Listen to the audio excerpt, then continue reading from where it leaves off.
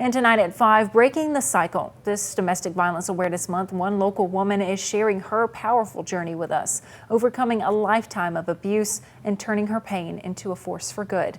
WAY 31 reporter Paige Meyer joins us live now with the story.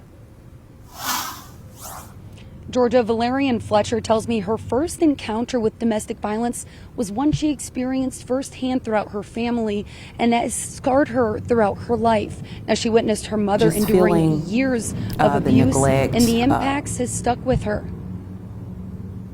Watching my mom go through those things. What started as her mother's fight against abuse quickly became Valerian's own. Soon, she was living through the same nightmare at the hands of the same person. I didn't really understand, what was going on at the time, just how terrified I felt as a child. Moving on up into my adulthood, I really didn't know what a real relationship was supposed to look like. When she turned 16, Valerian entered a relationship that would begin to repeat the patterns she had seen growing up. It started off small, it was like with the verbal abuse that I really didn't understand at the time because it was so subtle. And then that turned into physical abuse over a period of time. After attempting to leave several times, she finally made the difficult choice for her and her 2 daughters to get out. It was something that I just knew looking at my girls that I didn't want them to experience the same things that I was experiencing or that I had experienced as a child. Valerian turned to Crisis Services of North Alabama for help. She stayed in their short-term housing for 4 months as she continued to rebuild her life. If I wouldn't have never took the steps,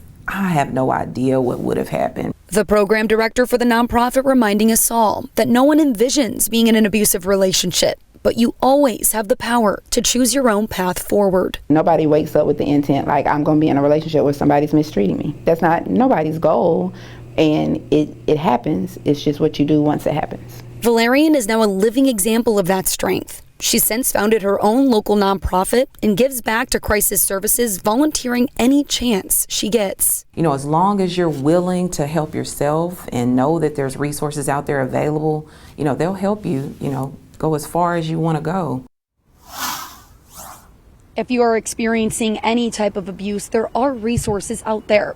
For the full interview with Crisis Services of North Alabama, as well as more resources in our area that you can utilize, you can head to our website, waytv.com.